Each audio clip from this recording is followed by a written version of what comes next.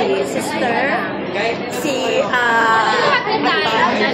of course, RIP si Films, and my sister Rosel Monteverde. Congratulations sa ang hirap niyang explain how beautiful, napakaganda ng pelikula for a Filipino film. Sana marami pa tayong magawang ganitong pelikula. And of course, congratulations kay Direk Aquino. Sa napakaganda niya ng pelikula ko. And I hope maraming makapanood itong pelikula ko. Alam niyo, iba to. So, panoorin niyo talaga to. Sa totoo lang. Ibang klase siyang movie.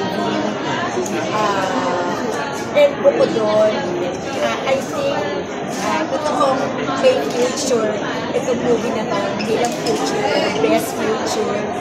And pati yung dalawa, dito, si Francine and si Seth. I think isa sila sa to look forward for the best love team of 2025. So my future you, I think my future you will be happy. Sobrang ganda na.